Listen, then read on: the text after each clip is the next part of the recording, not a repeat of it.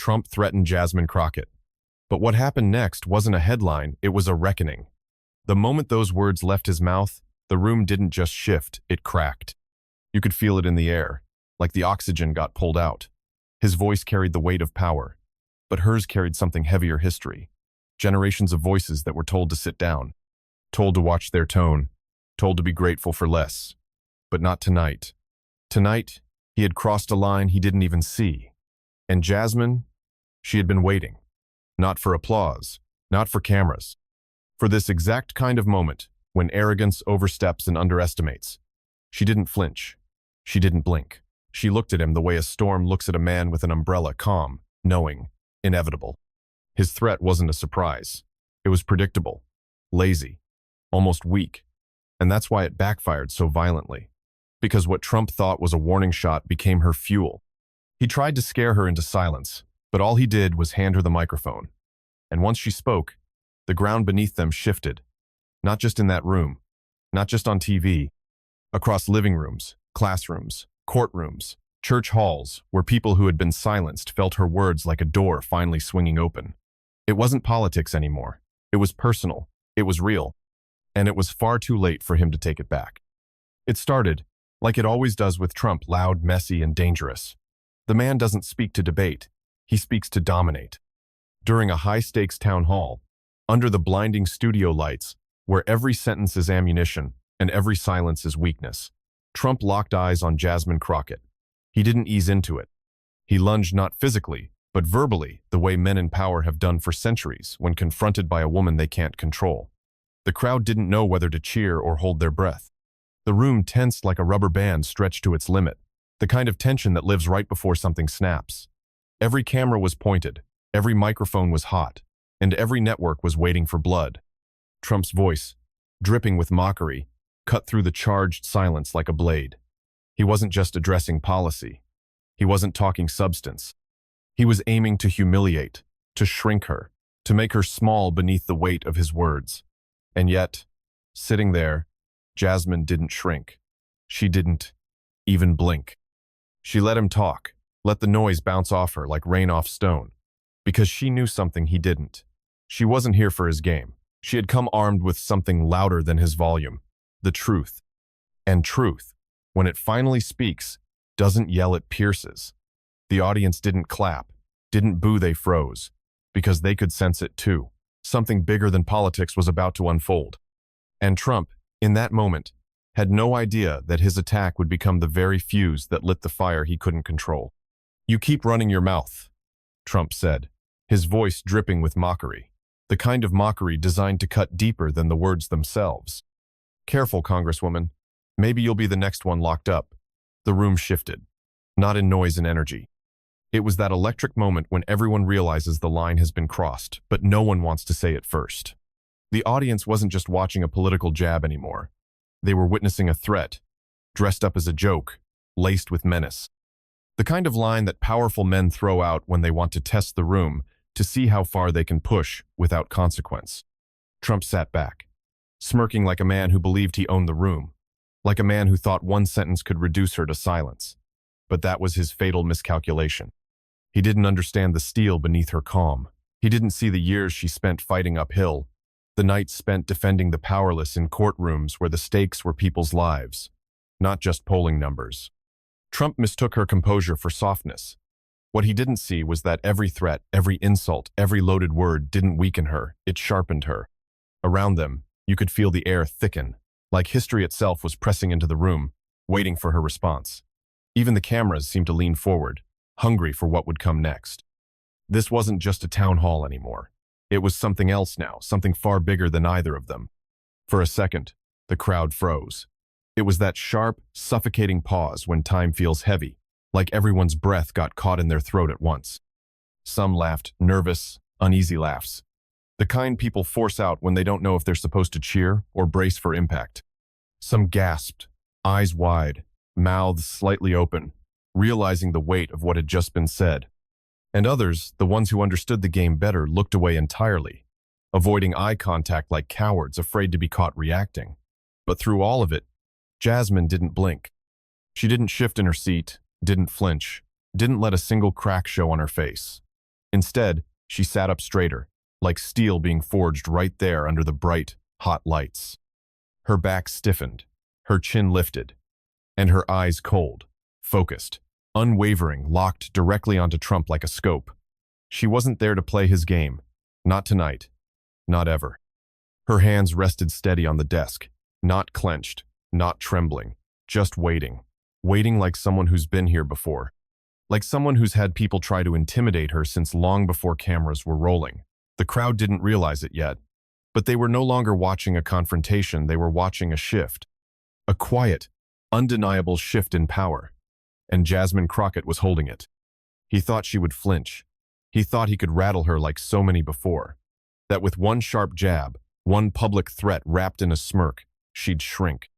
That her voice would falter, her confidence would crack, and she'd stumble under the weight of his words.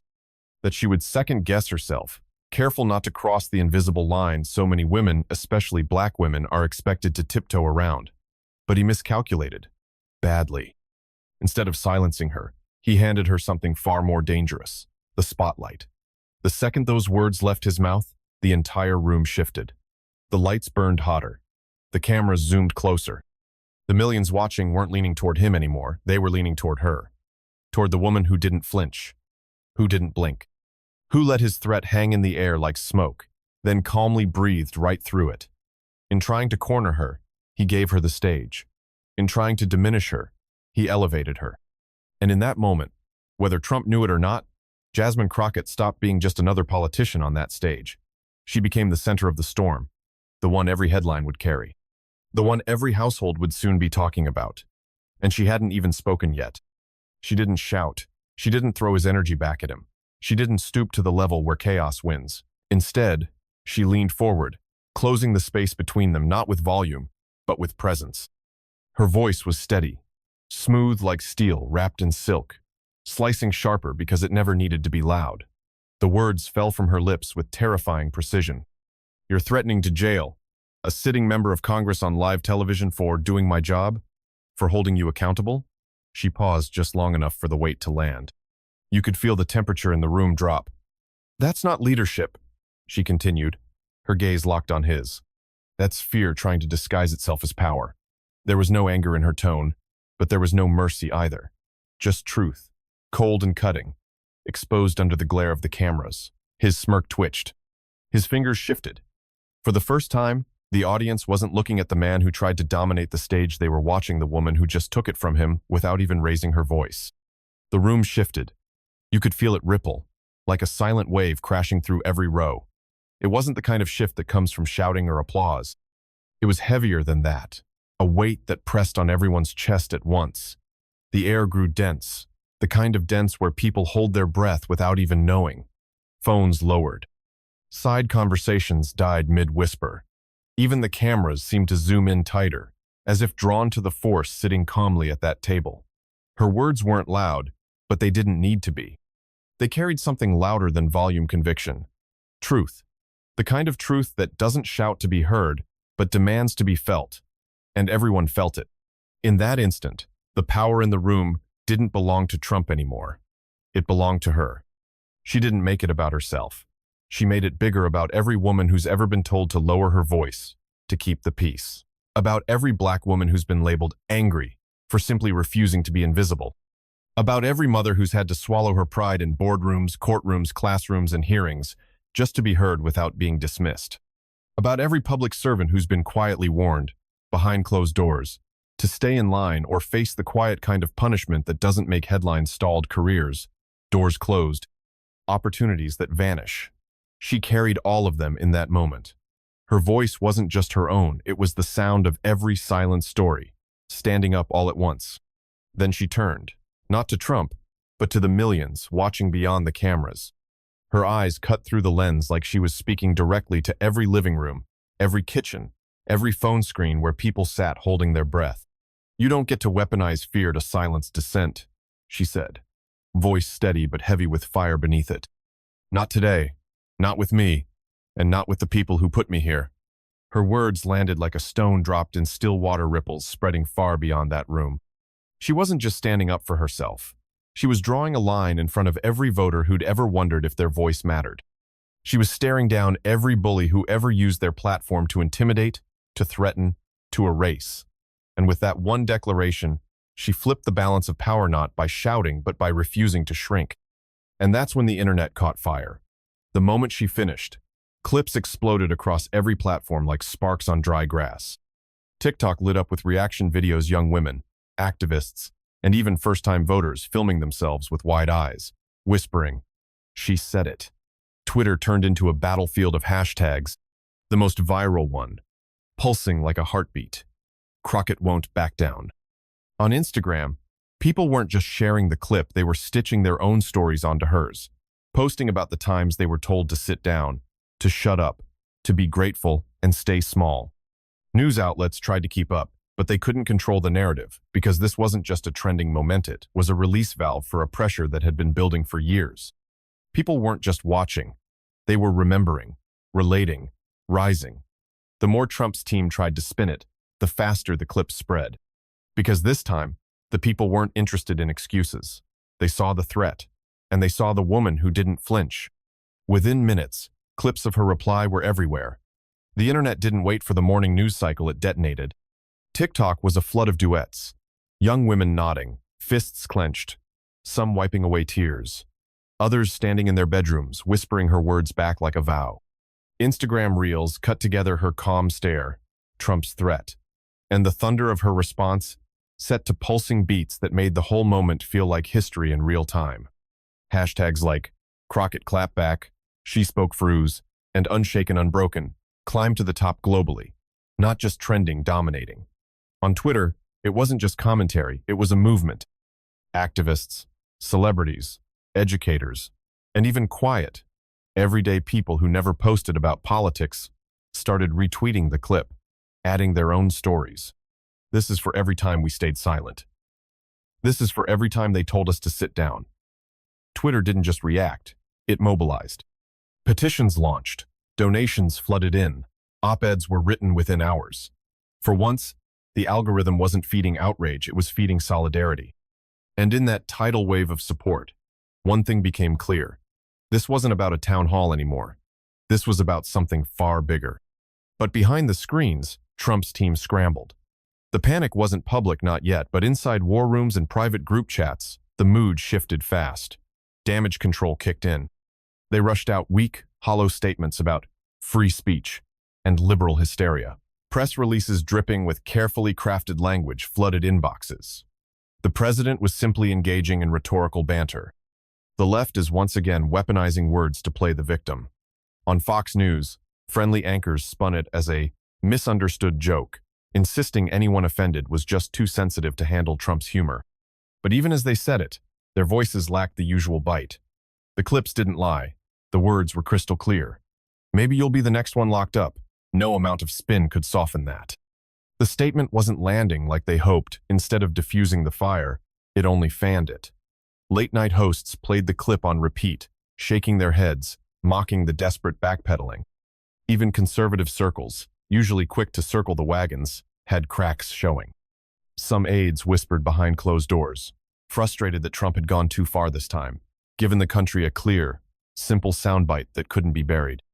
It was just a joke, rang hollow when millions saw exactly what. It was not humor, but a thinly veiled threat. And the more they tried to explain it away, the more obvious the fear behind their spin became. But the comments told the truth, raw and unfiltered, in a way no press statement could ever control. They poured in by the thousands, flooding every platform, every post, every weak attempt at spin. She brought facts. You brought threats. She stood alone. You hid behind a mic. The words cut through the noise like glass shattering on marble. One after another. Ordinary people, teachers, nurses, veterans, teenagers added their voices. We watched the clip, we know what we heard. You don't get to rewrite it just because you regret saying it out loud. Some shared their own stories of being silenced at work, punished for speaking out, or told to sit down when they dared question power. Others simply wrote, "We've seen this play before. Not this time." The comment sections turned into battlegrounds, where Trump's usual army of defenders suddenly looked outnumbered. Their insults and deflections bounced off walls built from Crockett's calm resolve. Memes flooded in too. Screenshots of Jasmine's steady gaze paired with captions like unbothered, truth, threats, and calm is the new power. Even those who didn't know who Jasmine Crockett was before now stood firmly in her corner. She hadn't screamed. She hadn't grandstanded. She had stood still while power tried to shake her, and it was Trump who looked smaller in the end. The comments weren't debating anymore. They were deciding. Trump miscalculated again. He thought this would be another moment where his volume drowned out accountability, where a sharp jab would send his opponent retreating into caution. But instead, he cracked open a door that couldn't be closed. His threat didn't intimidate her, it ignited her. And the world saw it happen in real time. Instead of shrinking, Jasmine stood taller. Instead of backing down, she leaned forward. And with every second that passed, more people tuned in, drawn not by spectacle, but by the rare sight of someone refusing to play, scared in the face of raw power. In that instant, Trump didn't just hand her the microphone. He handed her the nation's attention. And once she had it, she didn't let it go. She didn't need an ad campaign. She didn't need a media tour. His threat did the work for her, turning a hearing room exchange into a national reckoning. His attempt to flex became her platform. His intimidation became her introduction to millions who had never heard her name but now would never forget it. Every post, every share, every late-night replay carried her voice further than any political strategist could have planned. Trump thought he could control the narrative with fear. Instead, he gave Jasmine Crockett something far more powerful: momentum. Because this wasn't just about Trump. This was never just one man and one moment. This was a blueprint tone that's been recycled for generations. The way men in power raised their voices, not to argue, but to intimidate. The way they wield threats like weapons, expecting women to shrink under the pressure.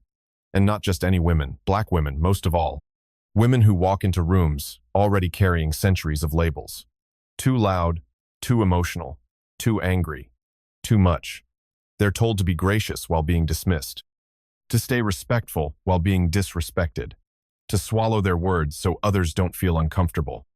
And when they finally speak plainly, when they demand to be heard without softening the edges, the system doesn't debate the facts. It attacks the tone. It calls them divisive. It calls them dangerous. But only when the power is being questioned from the wrong direction. When powerful men shout, they're called strong. When powerful men mock, they're called clever. But when Jasmine Crockett calmly held up a mirror, when she dared to say what millions have whispered for years, suddenly she became the problem. That's the cycle she stepped into that night, and that's the cycle she shattered. Jasmine Crockett brought receipts. She didn't just speak, she dismantled. Calm, calculated, relentless. She reminded the world that threats aren't policy, that fear isn't leadership, that bullying isn't debate. She laid it out bare, with the kind of quiet authority that doesn't need to shout to be heard. Every word cut through the noise because it was laced with something far rarer than outrage: truth. She listed votes, policies, contradictions. She reminded them how real leadership means protecting the vulnerable, not posturing for cameras. How true power isn't measured by who you can silence, but by who you have the courage to defend. And while Trump flailed with cheap jabs, trying to turn the spotlight away from himself, Jasmine made sure it stayed exactly where it belonged: on the double standards, on the hypocrisy, on the game they've played for far too long. And as her words traveled across screens, living rooms, classrooms, and courtrooms, millions weren't just watching, they were finally seeing. Seeing the difference between noise and substance, between intimidation and conviction, between someone who inherited power and someone who earned every inch of ground she stood on. And as the days passed, something even Trump didn't expect began to unfold. The backlash didn't land. The old playbook, the one where his base would erupt, where headlines would turn her into the villain, where talk shows would spin her words into something twisted, it failed. The noise he counted on was quieter this time. People didn't rush to defend him like they used to. The familiar outrage machine sputtered, unsure how to twist what everyone had seen with their own eyes. And instead of attacking her, people started asking the question that made the powerful shift in their seats. Why is it always people like her who are told to stay quiet? Why is it that every time a black woman stands firm, the conversation turns to her tone, her place, her audacity to speak? Why are the same rules never applied to the ones who wield threats so casually? The questions weren't whispered anymore, they were shouted in classrooms, on timelines, in coffee shops and community halls. And the more people asked, the more his grip slipped. Because once the mirror was up, once the truth was exposed, there was no easy way to look away. Even some of his usual allies stumbled. The ones who always had a spin ready, who could twist his worst moments into harmless banter, they faltered. Conservative hosts, who normally mocked his critics with ease, paused, fumbled for words, eyes darting to their producers during live segments. They tried to downplay it, to laugh it off. But the usual applause didn't come. The studio audiences sat a little too still. The call-ins sounded different this time. People weren't buying it. And as the headlines piled up, the editorial pages shifted. The same outlets that once cheered his every jab started to tread carefully. It may have gone too far, some quietly admitted. Not in bold font, not above the fold, but tucked into op-eds and quiet columns, like confessions whispered under breath. Because even they could feel it, this wasn't like before. This time, the country saw the threat for what it was. And even for those who once defended him at every turn, this was a line they couldn't easily explain away. But inside her office, there were no celebrations. No balloons, no champagne, no staff gathered around screens counting views like trophies. The air wasn't charged with the kind of giddy adrenaline that usually follows viral moments. It was steady, focused. Her team sat at their desks, laptops open, papers spread across the table working. Drafting policy proposals, fine-tuning housing bills, adjusting education reform language. They knew the real work was not what happened online, it was what came after. Someone, almost hesitantly, mentioned that her clip had crossed 10 million views. The number hung in the air for a second, heavy but hollow. Jasmine barely glanced up from the document she was reviewing. "Good," she said softly, her pen never stopping. "Now, let's fix the rent crisis." Because for her, this was never about going viral. It wasn't about the views, or the headlines, or the attention. It was always about the people who didn't have a mic, the families still waiting for help, the mothers juggling 3 jobs while politicians traded insults on TV. This was never about her. It was about the work, and the work was far from finished. "That's fine," she said, voice steady, almost dismissive, like someone swatting away noise that didn't deserve her energy. She didn't flinch at the number, didn't lean back to enjoy the moment. She simply flipped the next page in her binder, scanning line by line. "Now let's get back to work." The room around her stayed locked in its rhythm phones ringing, keyboards clicking, aides debating language in a policy draft. Because that was the difference. Where others would have chased the spotlight, she stayed grounded in the mission. Viral moments fade. Headlines shift. But the families still evicted, the schools still underfunded, the hospitals still overwhelmed. They weren't waiting for another viral clip.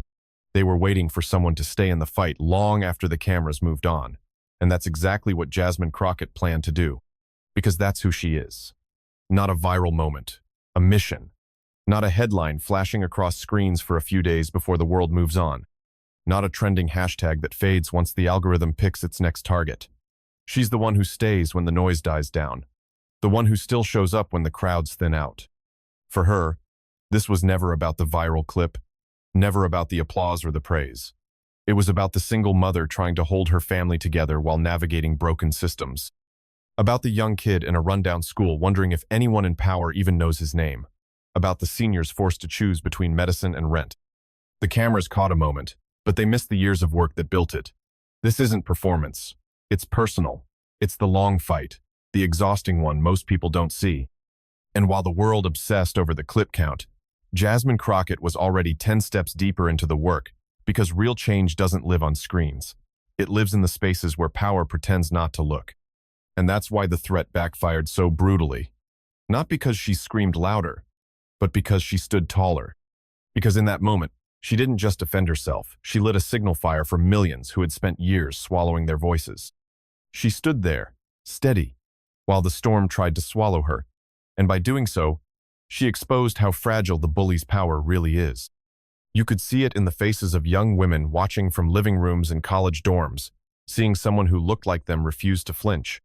You could feel it in the quiet messages from teachers, nurses, veterans who'd been told their whole lives to stay in line, to stay polite, to stay small.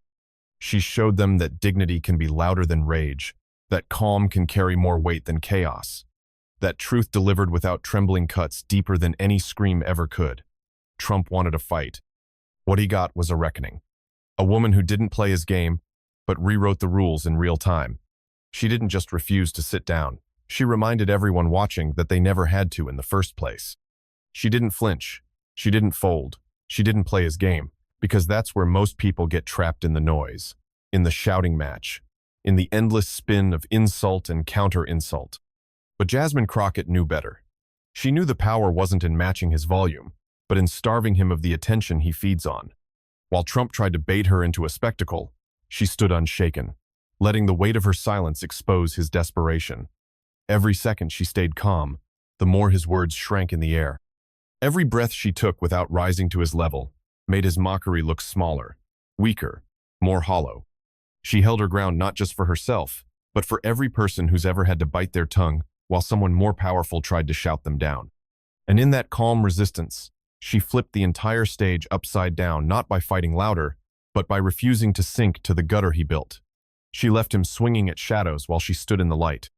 She rewrote the rules, not with fury, but with focus. Not by shouting down her opponent, but by forcing everyone to confront what they usually ignore. In a world where power loves to hide behind tradition, behind loopholes, behind carefully crafted outrage, Jasmine Crockett stepped right into the storm and made them play by a new set of terms. She didn't let the old playbook of intimidation, race-baiting, and fear define the conversation. She flipped it, exposing every double standard, every silent rule that had kept people like her on the defensive for decades. She proved that clarity cuts deeper than insults, that calm dismantles rage, that a woman, a black woman, could take the full weight of a public threat from one of the loudest, most powerful voices in the country and not just survive it, but turn it into fuel, into momentum, into a moment that thousands of others, watching from the sidelines, could recognize and say, "That's how you do it." She didn't just clap back. She didn't just defend herself. She changed the game. And while Trump may have been loud that night, Jasmine Crockett's silence between her words, that's what echoed. That's what will keep echoing. Because real power doesn't come from who can yell the loudest, it comes from who can control the room without raising their voice. Every pause she took was like holding up a mirror to the country, forcing people to sit with their discomfort. The spaces between her sentences weren't empty, they were loaded. Loaded with the weight of generations who had been told to stay small. Loaded with the anger that never needed to explode, because the truth already did the work. Trump's voice was noise, desperate, familiar, trying to drown out the very thing he feared most. A woman who didn't need volume to command attention. A woman who let the weight of injustice hang heavy in the silence, where it couldn't be twisted or spun away. And long after his words faded into tomorrow's headlines, her quiet, steady defiance will still be ringing in the minds of those who finally saw what strength actually looks like. Because power isn't in volume, it's in truth. And truth, once spoken, cannot be unsaid. Once it leaves the mouth of someone brave enough to say it, it spreads like wildfire burning through the layers of denial people have built to protect their comfort. That's what Jasmine Crockett unleashed that night. Not a debate, not a soundbite, a truth too raw to be dismissed, too real to be contained. The kind of truth that slips into conversations at kitchen tables, barbershops, classrooms, boardrooms. The kind that sticks in people's throats long after the headlines move on. Trump could yell, his supporters could spin, the media could twist, but none of them could undo the fact that millions saw it for themselves, a man trying to bully his way out of accountability, and a woman who refused to shrink. That's the thing about truth. You can deny it. You can attack it. But once it's out, it lives. And now, Jasmine's truth lives in every person who watched her stand still while power tried to rattle her. It lives in the silence she owned. And it will keep living long after the noise fades.